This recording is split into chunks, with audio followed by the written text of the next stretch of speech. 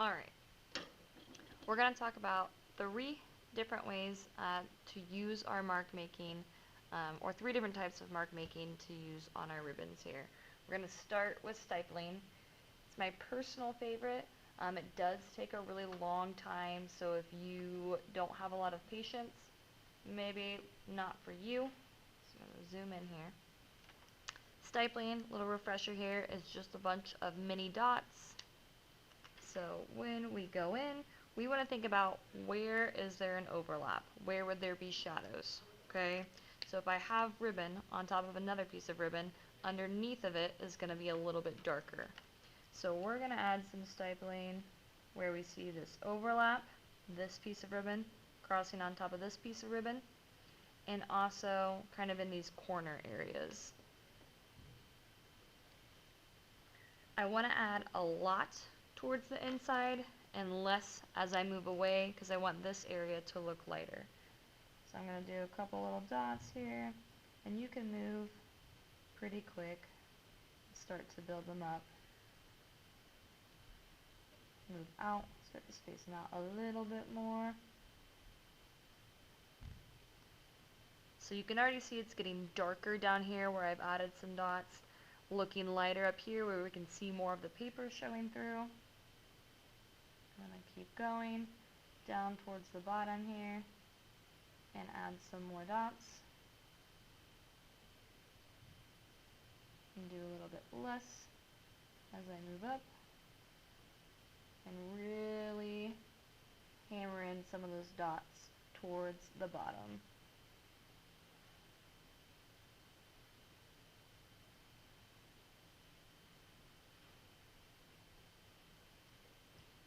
So already we have a pretty good start here. I could go even darker down at the bottom, but I'm not going to keep going so that way I don't bore you. Same thing in the corner. I'm going to start pretty heavy with the dots, doing a lot, and then as I come out, do a little bit less.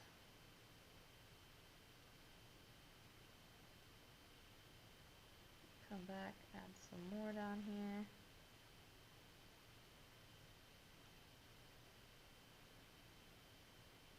It's okay to leave some of this area up here more white or having more of the paper show through. Adding more. So you can see how long it takes, right? So if you're not a very patient person, maybe stipling won't be for you. Mr. Adams, if you're in the building, please report to the main office. Mr. Adams, please report to the main office. And again, you can see how much lighter it looks with the paper showing through and how much darker it gets when it's not showing through. I'm going to do the same thing underneath here. I won't show you on this video, so that way you're not watching me the entire time, but I'll post a picture. Alright. Hatching moves much quicker than stipling. Friendly reminder, hatching is just kind of moving quick little lines here. I do want to think about the direction that my ribbon is facing. So as I hatch, I'm going to, let's turn this a little bit, curve some of these lines and change the length of them. And I'm going to add some shorter ones in, maybe some longer ones in, but I'm curving to follow the curve of my ribbon.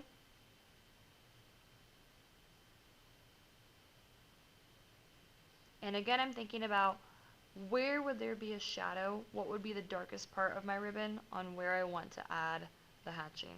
So for example, again, we have the overlap here, where this piece is overlapping the underneath piece. So we're going to have a little bit of a shadow below. We have a dip, so maybe there's a shadow where this dips down. I'm going to leave this a little bit lighter, like light is hitting it because it's bumped up. Maybe the same thing for over here, a little bit of light. So I'm going to keep adding in some more of those little lines. I do lots of little ones. To get that darker look, I'm just adding some more lines down towards the bottom here. Same thing here. Add in a couple more lines to make it appear a little bit darker. So I think that's pretty good there. I'm going to also add a little bit on this curve. So I feel like, again, anywhere there's a bend or an overlap, so bend, bend, overlap, that's where you want to think about adding some of your marks. Don't add marks everywhere, right? We can leave some areas open. That way it's not too heavy on the marks. I'm going to add in some curved ones here, following the shape of my ribbon.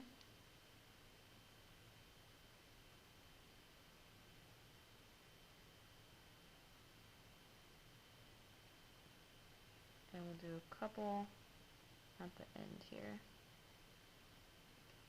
So not too bad. A little bit messy, but we can see that we've added in a couple of darker areas. And again, if you want to make an area really dark, you just add in some more lines. You want it to look a little bit lighter, you're going to add less lines, a little bit more space between the lines. For our last one here, cross hatching, it's like hatching, but you're going to cross your lines. So you'll go in and hatch, again thinking about the direction of the ribbon. Where do we want to add that value? Anywhere that overlaps, where there would be a shadow, so here and here. Anywhere we have one of those little curved areas, where it comes to one of these little wraparounds. See, I did it on this wraparound and on this wraparound. And then any of those little bends. So we'll start adding in some of that quick hatching. Really add in a couple of fun, nice short and long lines.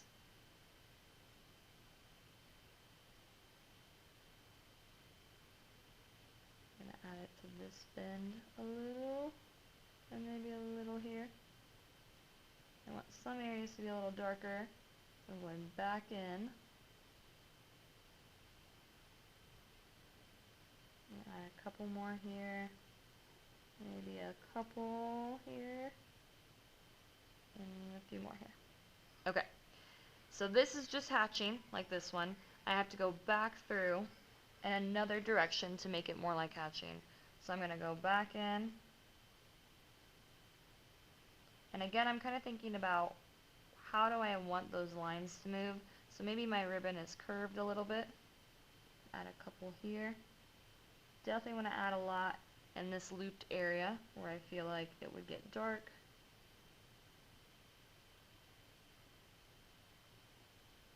Down here where it's overlapping, right, we want to add a couple. And you can hatch in a couple different directions. So I can go in one way, and then I could go in a whole other way. So I'm hatching 3 different directions here. I'm kind of curving these lines to show that the ribbon is curved. Turn a little bit. Add a couple at the end. And now we have our cross hatching.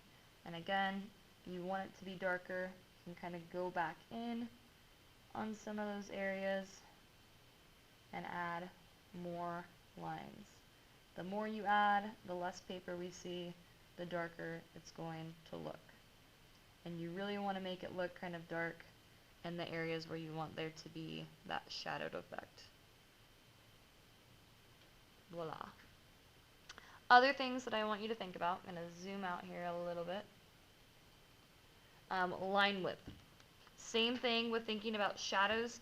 Where can you make some of your lines thicker than what they already are? So if this is my base size, I can get it a little bit thicker.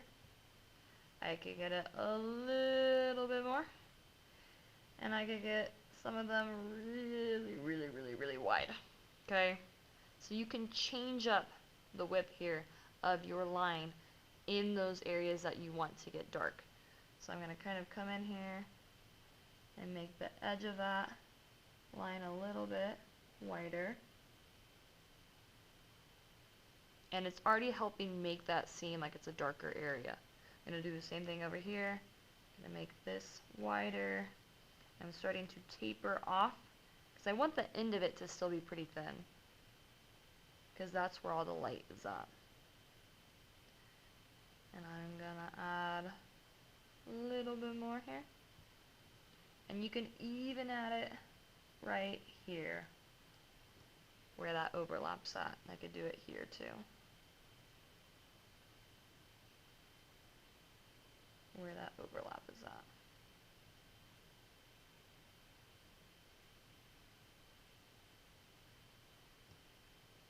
Boom. Just like that. Same thing over here. I'm looking for areas that I've made dark because there's an overlap or there's a bend that I want to apply some of that darker, shadowy appearance to. And then make some of these lines a little bit thicker. And then I'm going to taper them off and make them thin again, where I feel like it's light. Add a little bit here. Add a little bit here. Maybe a little bit to the end. We'll taper some of that off a little bit.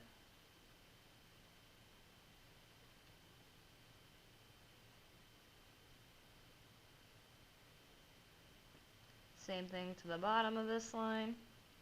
You have a pretty dark area. I want it to look like a heavy shadow, so I'm going to thicken up the line around the edge. Just slightly here. Don't be scared to turn your paper. I'm sure you've seen me turn my paper a million times. My hand only works in one direction. I turn my paper a lot. That's pretty good with some line width. Same thing on this one. Looking for those overlaps and the curly Q pieces where I feel like it would get a little bit darker. And really adding in some variation on lines.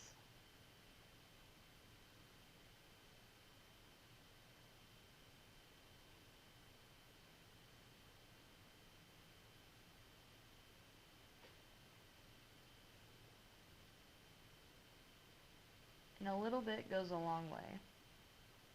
Some of them are hardly that much thicker than the original line, but even just a little bit helps push that darker value and makes your ribbon look that much better.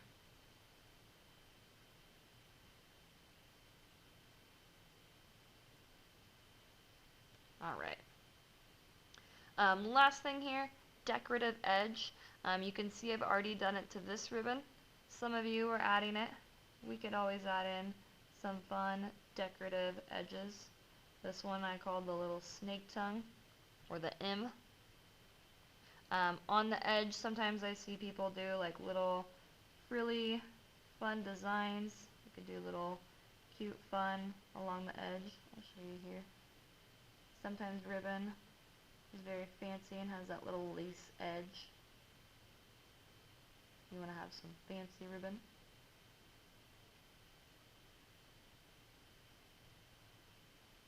And you can change up the style.